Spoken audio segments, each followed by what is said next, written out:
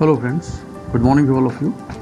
In the last video, we talked about the derivation of Gauss Theorem for the spherical surface. Now, today we are going to derive the Gauss Theorem for any arbitrary surface. Any arbitrary surface, whatever we say, we are going to derive it. So that is one of the most important article. So it is better to watch this very carefully. Let us start now.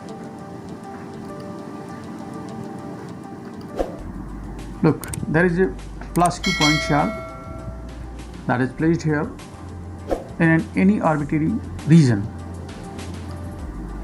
Let ds be the any area vector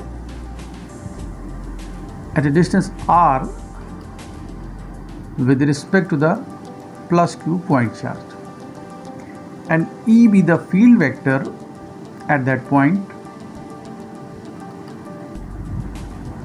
You can say that r vector is the unit vector for that particular point, that is our arbitrary point, and r is the position vector of that point.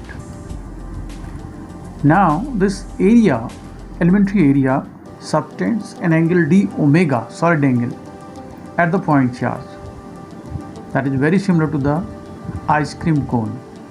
We have already discussed this in the first video of Gauss theorem, in which we are talking about the important terms regarding this Gauss theorem.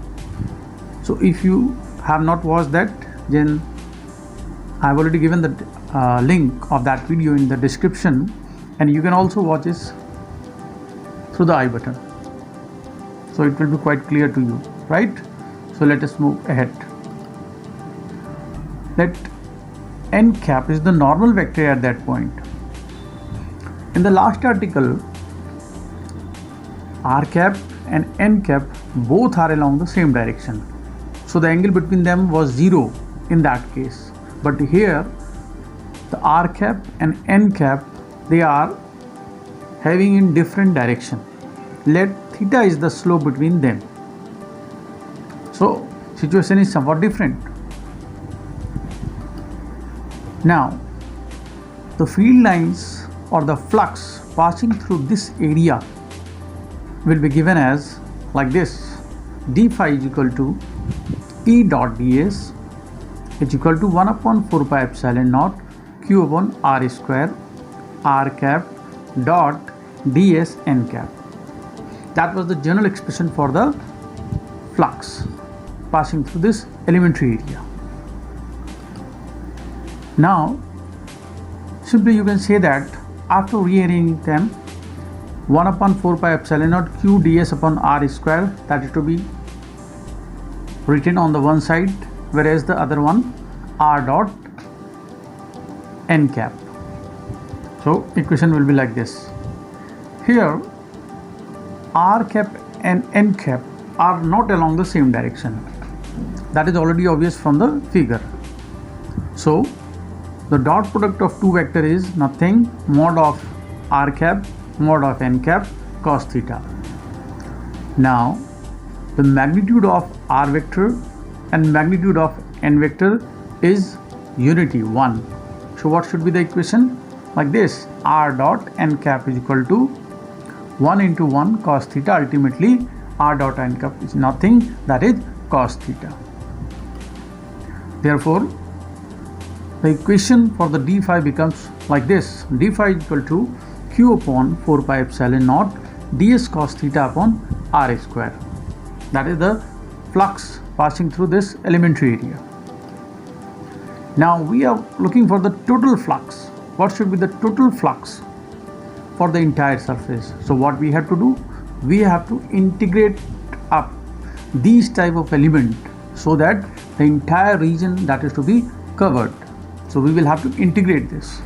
So ultimately the total flux phi E will be is equal to the integration of d phi is equal to q upon epsilon naught.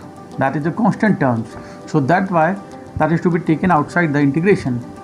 Now look at here, what you will get: the integration of ds cos theta upon r square, which is nothing, the solid angle.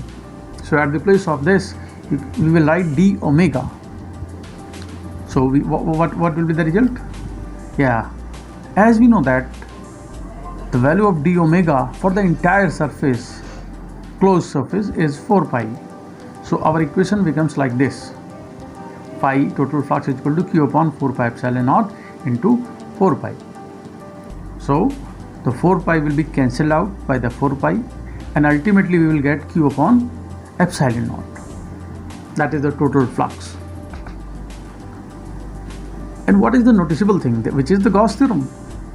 So are you getting that we have already proved this with the help of any arbitrary surface? It means the Gauss theorem is applicable for any type of surface, but it should be closed. That is the important condition. So now today we have already derived the expression for Gauss theorem due to any surface. In the next upcoming video, we will talk about the application of Gauss theorem, which are very, very important. So if you really want to don't miss that article, so subscribe the channel for the latest update and press the bell icon. If you really like this video, then hit the like button. So till then, bye bye.